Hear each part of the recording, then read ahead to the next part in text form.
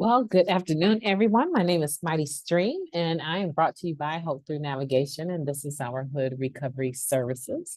I am looking forward to doing the spiritual principle a day in a meditation for you, dated for July the 21st. Why don't we go ahead and get right into that meditation? Let's see. Hopefully you can see that. It's entitled Freedom to Heal, page 210. You can reach me, by the way, if you want to reach out to me at recoveryofhope21@gmail.com. All right, Freedom to Heal, page 210. Gradually, we come to experience freedom from some of our deepest wounds. As we begin to clear up some of the confusion and contradiction in our lives, we can move forward with less of the baggage we brought in with us. Wow, that is beautiful. That comes from Living Clean, chapter 4, entitled Sex. Freedom for any recovering addict begins with not using. But as the fog lifts, our emotional turmoil becomes more apparent. To stay clean, we need a different approach to deal with our underlying issues. We understand we can be free from active addiction, but can we be free from our deepest wounds? We love the answer to be a resounding absolutely. And for some, it will be. But for many of us who suffer traumas and abuse, the more realistic answer is we can heal, we can move forward, we can gain more freedom than we have today. We can gain more freedom than we have today. Yeah, I like that. Recovery from addiction is a process, and so is letting go of the baggage, especially the burdens we never asked for, and no doubt the ones we inflicted on others. That process can be fierce, terrifying, sometimes beautiful, often unexpected. We gain freedom from working steps and sharing about our past with each other. We get relief through meditation and prayer, perhaps through outside help, through the passage of time and patience with ourselves. We try not to avoid or disconnect from painful memories. Instead, we deal with our baggage as best we can and realize that some of what we've been carrying isn't ours. We come to some acceptance and healing, finding forgiveness for ourselves for not letting go. And equally as important, we help others to do the same. While some wounds may never fully heal, they don't overwhelm us today. They don't run over our lives or our relationships with others, with our bodies, and with the world. We can learn how to relate to others and respond to their needs without sacrificing our own. We can be vulnerable and explore physical and emotional intimacy. We can find freedom, lose it a little, and regain it by digging in again. My pain doesn't define me, and I can use it to help someone else heal. I will find both refuge and freedom in the steps and in my fellow addict. That's a beautiful, it didn't flow so easily, but it is a beautiful concept, a beautiful meditation, a spiritual principle of freedom to heal. And I believe that freedom to heal is something that we may not spend a lot of time thinking about it because we're so busy every day, just moving, going from one thing to the next. And we're not really thinking about what we're trying to heal from unless we are faced with a situation that challenges the freedom we've already established. Does that make sense? Let me repeat it. We often don't think about our freedom to heal, right?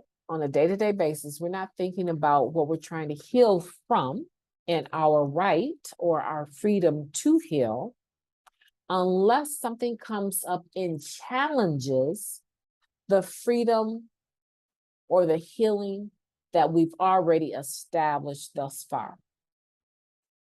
But this meditation is suggesting that we can be even more free than we currently are. So in other words, I'm doing okay. Let's say this is just for instance, even though it probably could apply. I am a survivor of domestic abuse. And my significant other or husband or whoever, right, was constantly putting their hands on me. And today, even though my picker is not the best picker all of the time, today, I do not let people put their hands on me or even look or act. I don't let them flinch, right? So just say this is your circumstance, right? This is an example that I'm trying to give you. And definitely, while I didn't encounter like daily abuse from a significant other, I can relate to having a significant other that thought that they could put their hands on me, okay? So now, I am living my life day to day. This example, the person in this example is living their life day to day, going through the daily routines that they have.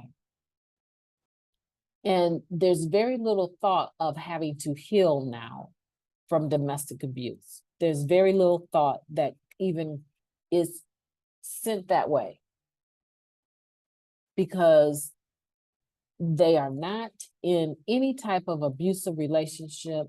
It doesn't even come up, right?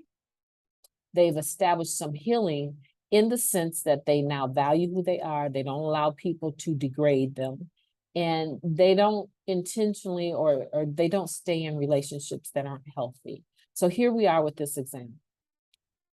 Every day, this same person goes to work, does their job, and everything is fine. They are not, this is what I mean, we don't really consider what we've healed from until something comes up that challenges that level of healing that we've attained.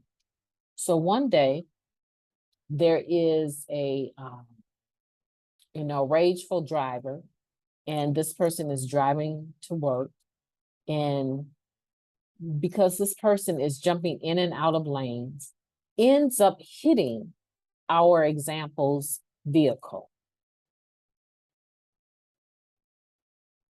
As with anything, you move to the side of the road if the car can move, and you call the police and you file a report or exchange numbers. But in this case, there has to be a police officer on hand. The person that caused the accident is a hothead, right?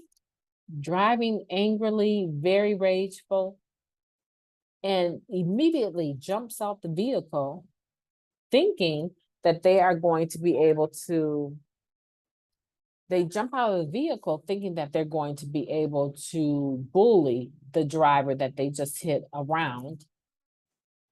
And our example gets out the vehicle, not thinking a whole lot, right? Not thinking that she's in any kind of danger, but the interaction causes her to boil up with such righteous indignation that she is very close to being in a physical fight with this person. And the person goes to raise their hand like they're going to do something to her. And all of a sudden, she loses it. She goes berserk. The officers come, and now we have a case where some violence has broken out besides the accident. And you were in the right when you got hit by this person, but now you've laid hands on them, even though you thought you were maybe just defending yourself, and it becomes this big whole thing. Now, our example is now challenged to figure out how much healing has she actually done? How much has she actually done? Because is she operating out of old trauma? Is she, just got this thing in her mind, if ever a man tries to put his hands on me again, they're going to get it, right? So now, because something has come up and challenged the level of work that she thought she had accomplished, really not even giving that much attention to it, but now she is challenged in this area where she needed to heal. She is able to see that she really has not healed as much as she thought.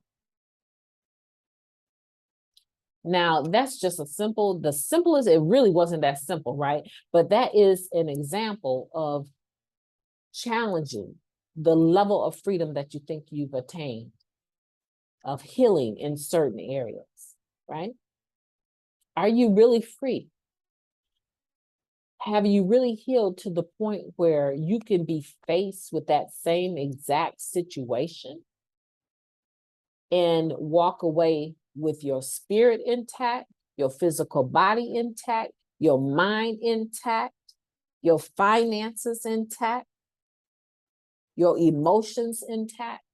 Are you healed enough that if something else similar to whatever you just recovered from comes up, you would be able to make different choices this time? And that's what this is about. We have the right and we have the freedom to heal completely.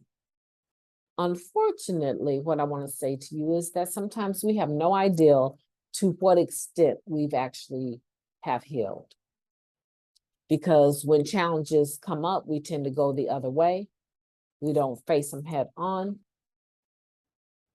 But when you're faced with something that you can't run from, and it's similar to something else that you have passed through, you get to see just how much you have truly healed. How free are you? But let me tell you that you can be completely free. You can be completely free and you can choose to heal 100%. But you have to know, there's a saying in the other fellowship, to thy own self be true, right? You have to know where you're at.